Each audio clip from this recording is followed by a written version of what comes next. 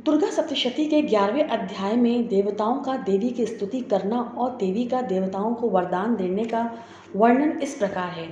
महर्षि मेधा कहते हैं, दैत्य के मारे जाने पर इंद्रादि देवता अग्नि को आगे करके कात्यायनी देवी की स्तुति करने लगे। उस समय अभिष्ट की प्राप्ति के कारण उनके मुख खिले हुए थे। देवताओं ने कहा, हे शरणागतों के दुख को दूर करने वाली देवी, तुम प्रसन्न हो। हे संपूर्ण जगत की माता, तुम प्रसन्न हो। विश्वेश्वरी, तुम विश्व की रक्षा करो, क्योंकि तुम इस चर और अचर की ईश्वरी हो। हे देवी, तुम संपूर्ण जगत की आधार रूपा हो, क्योंकि तुम पृथ्वी रूप में स्थित हो और अत्यंत पराक्रम वाली देवी हो। तुम विष्णु की शक्ति हो और विष्णु की बीज परम माया हो, और तुमने ही इस संपूर्ण जगत को मोहित कर रखा है।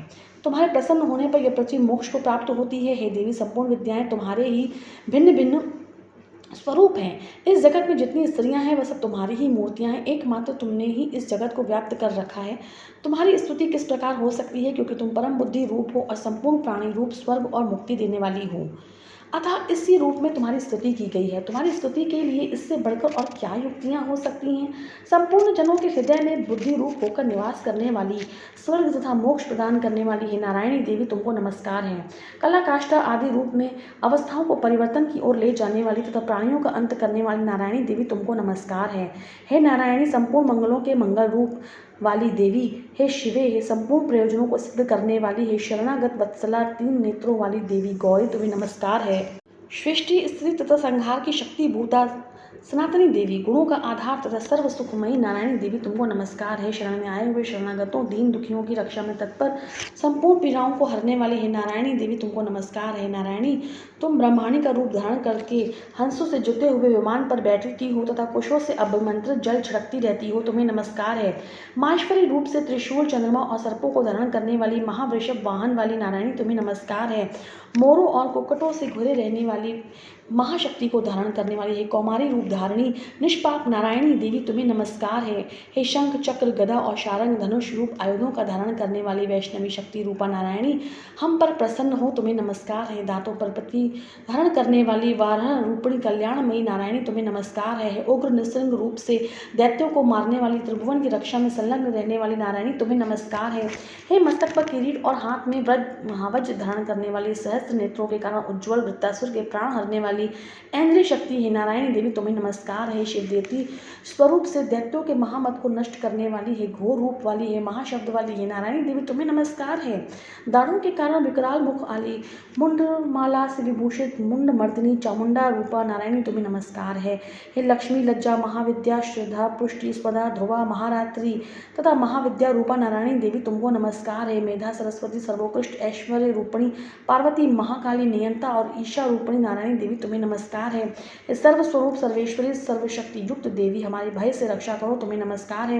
हे कांत्यायनी, तीनों नेत्रों से भूषित, यह तेरा सौम्य मुख सब प्रकार के डरों से हमारी रक्षा करे, तुम्हें नमस्कार है। भद्रकाली, ज्वालाओं के समान भयंकर, अति उग्र एवं संपूर्ण अस्त्रों को नष्ट करने वाली, तुम्हारा त्रिशूल हमें भयों से बचावे, तुमको नमस्कार है। देवी, जो अपने शब्द से इस जगत को पूरित करके दैत्यों के तेज को नष्ट करता है, वह आपका घंटा इस प्रकार हमारी रक्षा करे, जैसे कि माता अपने पुत्रों की रक्षा करती है। चंड के असुरों के रक्त और चर्बी से चर्चित जो आपकी तलवार है, वह हमारा मंगल करे, हम तुमको नमस्कार करते हैं। देवी, तुम जब प्रसन्न होती हो तो संपूर्ण रोगों को नष्ट कर देती हो, और जब रुष्ट हो जाती हो संपूर्ण वांछित कामनाओं को नष्ट कर देती हो। जो तुम्हारी शरण में आते हैं उन पर कभी विपत्ति नहीं आती, बल्कि तुम्हारी शरण में गए हुए मनुष्य दूसरों को आश्रय देने योग्य हो जाते हैं।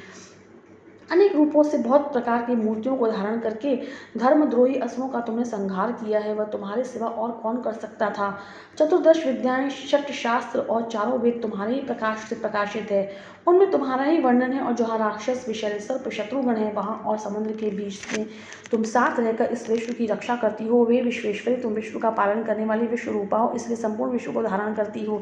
इसलिए ब्रह्मा, विष्णु, महेश की जो वंदनिया हो, जो भक्तिपूर्वक तुमको नमस्कार करते हैं, वह विश्व को आश्रय देने वाले बन जाते हैं।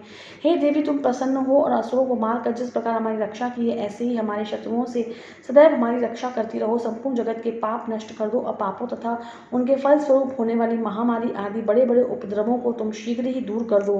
विश्व की पीड़ा को हरने वाली देवी, शरण में पड़े हुए प्रसन्न हो। त्रिलोक निवासियों की पूजनीय परमेश्वरी, हम लोगों को वरदान देवी ने कहा है, देवताओं, मैं तुमको वर देने के लिए आई हूँ, तैयार हूँ। आपकी जैसी इच्छा हो वैसा वर मांग लो, मैं तुम्हें दूंगी। देवताओं ने कहा, हे सर्वेश्वरी, त्रिलोकी के निवासियों की समस्त पीड़ाओं को तुम इस प्रकार हरती रहो और हमारे शत्रुओं को इस प्रकार नष्ट करती रहो। देवी ने कहा, वैवस्वत मनवंतर के 28वें युग में 2 और महासुर शुंभ और निशुंभ उत्पन्न होंगे। उस समय मैं नंद गोप के घर से यशोदा के गर्भ से उत्पन्न होकर विंध्याचल पर्वत पर शुंभ और निशुंभ का संहार करूंगी।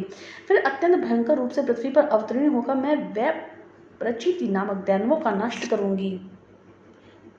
उन महाभयंकर महाअसुरों को भक्षण करते समय मेरे दांत अनार के पुष्प के समान लाल होंगे। इसके पश्चात स्वर्ग में देवता और पृथ्वी पर मनुष्य मेरी स्तुति करके मुझे रक्तदंतिका कहेंगे। फिर जब 100 वर्षों तक वर्षा नहीं होगी तो मैं ऋषियों की स्तुति करने पर आयोजित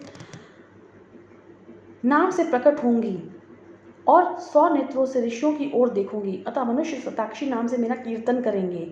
उसी समय मैं अपने शरीर से उत्पन्न हुए प्राणों की रक्षा करने वाले शाखों द्वारा सब प्राणियों का पालन करूंगी और तब इस पृथ्वी पर शाकंभरी के नाम से विख्यात होंगी। और इसी अवतार में मैं दुर्ग महा असुर का वध करूंगी और इससे मैं देवी दुर्गा के नाम से प्रसिद्ध होंगी। इसके पश्चात जब मैं भयानक रूप धारण करके हिमालय निवासियों ऋषियों महर्षियों की रक्षा करूंगी तब भीमा देवी के नाम से मेरी विख्याति होगी।